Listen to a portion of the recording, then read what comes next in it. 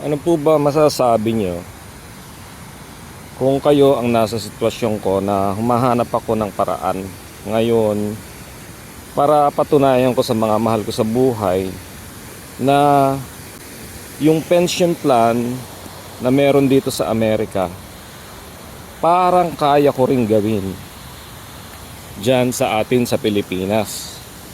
Kaya lang, kailangan ko lang na ma-monetize itong channel natin para nang sa ganon yun ang popondo doon sa pension plan na iniisip ko na isi-share ko sa kanila. Alam nyo naman na ginagawa kong guinea pig yung sarili ko para nang sa ganon ma-share ko sa mahal ko sa buhay ang mga nalaman ko. Katwiran ko kasi maigsi kasi ang buhay natin. Maigsi lang ang araw natin. Maigsi ang oras natin sa bawat araw. Kung pumapasok nga tayo ng 8 oras sa school o kaya naman nagtatrabaho tayo, ubos na ang araw natin sa pagbiyahe lang at pagpunta sa school. So ano pa ang natitira sa atin?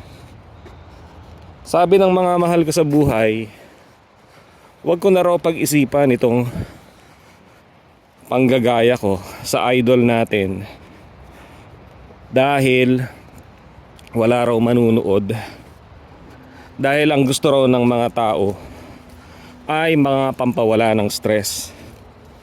Kaya lang naisip ko naman na napakarami ng pampawala ng stress. 3 oras na programa sa telebisyon ng mga kantahan, sayawan, 2 oras na mga laro-laro, 2 oras na mga joke-joke, at kung ano-ano pa na mapapanood natin tungkol sa buhay ng mga buhay. Siguro naman kako, kung gagawa ako ng ganitong content, tinatanong ko lang sa inyo kung halimbawa ba at ayos ba yung minumungkahi ko sa kanila o recommendation doon sa mga mahal ko sa buhay. Kung makakatulong ito sa mga viewers, edi okay. Kung hindi naman, hindi ko naman sinasabing ganito rin ang gawin nila. Ang sa akin lang ay para lang rin ito sa mga mahal ko sa buhay na napatunayan ko na ito naging resulta ng mga ginaya ko. I-tweak na lang nila kaysa naman sa nagta-trial and error sila na hindi nila alam kung makakaahon pa ba sila, samantalang meron namang mga nakasubok na at napatunayan kung ano yung pinaka tamang gawin.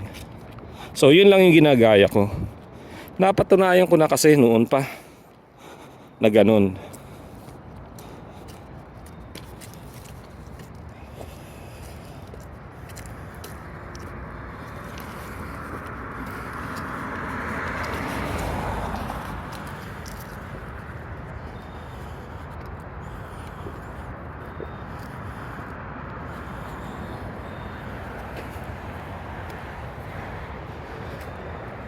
Isa pa, sa pagta-trial and error, hindi ko alam kung makakaahon pa ako doon sa hirap ng buhay natin sa Pilipinas.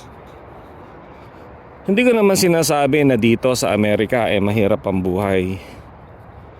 Sakto lang. Natikman ko rin naman yung magtrabaho at meron tayong kahit kaunti ay naitutulong sa mga mahal natin sa buhay na may mga sakit at kailangan nila ng pang-maintenance ng mga gamot buwan-buwan. Meron din naman tayo ng mga pinag-aaral natin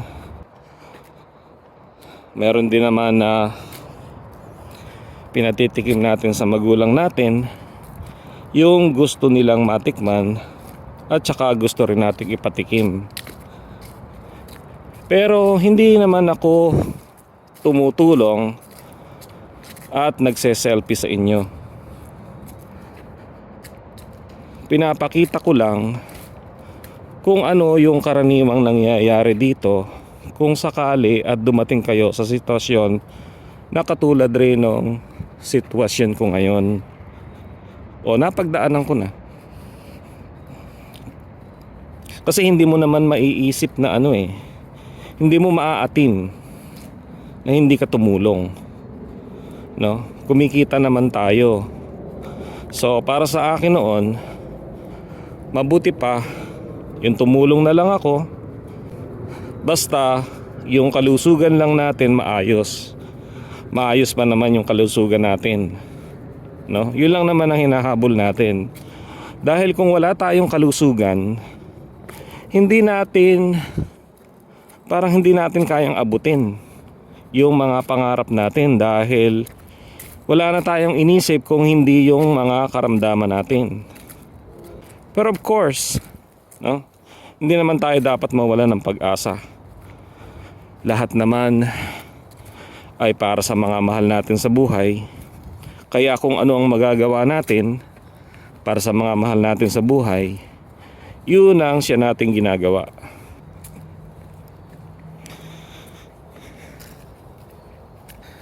Noong araw, nakaranas din naman ako ng 6 na araw na trabaho. 3 12-hour shift at saka 3 8-hour shift. Wala na akong ginawa sa sarili ko noon kung hindi matulog lang.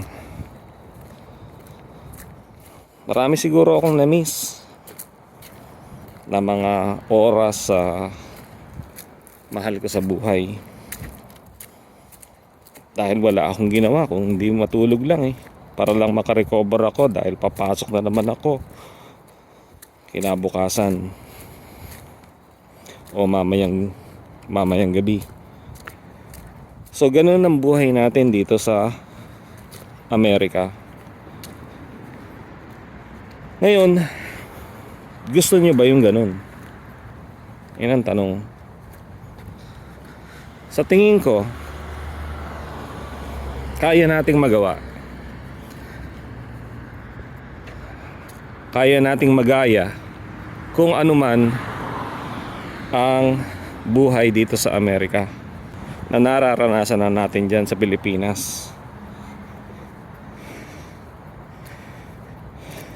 Hindi nga lang sakto, pero pwede na rin. At gaya ng sinabi ko, itong paggawa natin ng mga content, palagay ko ito ang makakasolusyon doon sa pangarap natin na para rin tayo makatira dito sa Amerika, pero at least nasa Pilipinas tayo.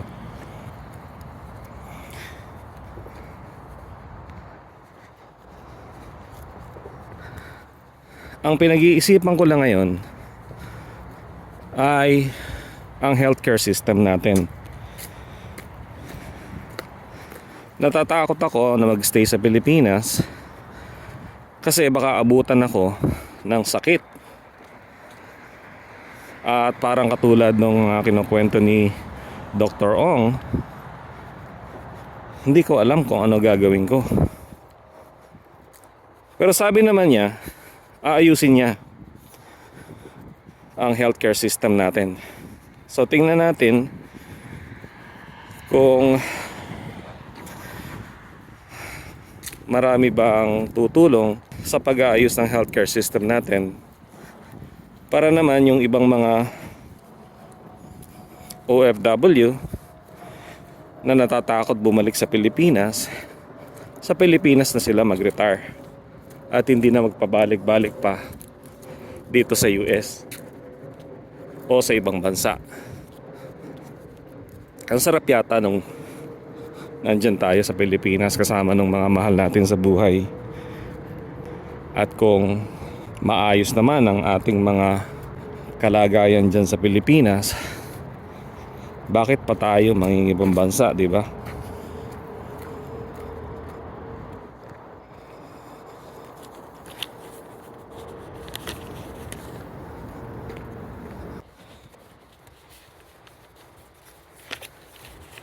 Ngayon, ito namang content natin ngayon, pamuno lang doon sa mga content natin na parang inililibot ko lang kayo para ipakita kung ano yung itsura ng lugar natin. Dito ako naglalakad. Inaabot rin siguro ng mga 1 oras yung paglalakad dito. Kasi nakita ko sa mga napapanood ko, para daw humaba ang buhay natin, kailangan daw kumikilos tayo. Pero kung mapapahaba natin yung buhay natin, darating yung pinapangarap nating dadami rin yung ating naiipon.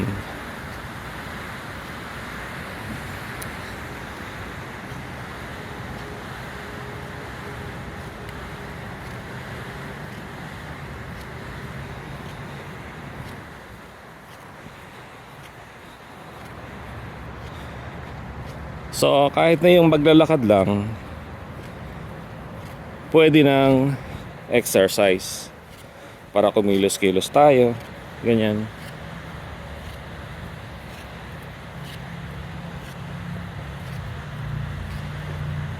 Isa pa raw na dapat nating isipin,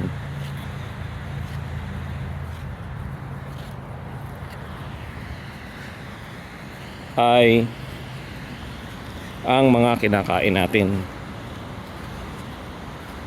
Marami naman na information tungkol sa kung ano ang mga dapat na kainin natin. Pero ang natatandaan ko na sinabi niya ng isang scientist ay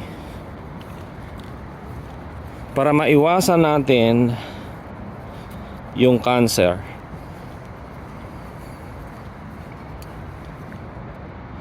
pwede nating baguhin kung ano yung kinakain natin. Siyempre hindi naman sinabi niya na baguhin mo yung kinakain natin. Baguhin natin yung kinakain natin. Hindi na tayo kakain ng mga paborito natin. Siyempre, kakain pa rin tayo noon. Yun nga lang, siguro minsan sa 3 linggo, pero hindi araw-araw kakainin. So, ano-ano yung mga pagkain na yun? Yun daw, mga pagkain noong araw, isipin natin yung mga lolo't lola natin. Ang tatagal ng buhay, di ba? Ano ba yung mga kinakain nila nung araw? Di ba wala naman silang mga katulad ng mga kinakain natin ngayon? So kung gagayahin natin yung mga kinain nila nung araw, baka sakali ganun din ang mangyari sa atin. Ano ba naman ang mawawala, di ba? May mawawala ba kung halimbawa gagayahin natin yung mga ginawa nila? Baka nga, di ba? Baka nga sakali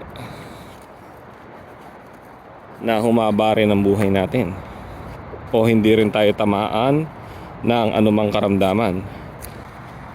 So ganun lang daw. Kailangan lang kung ano yung mga kinakain natin, piliin natin yung mga kinakain natin na katulad ng mga kinakain ng mga lolo't lola natin.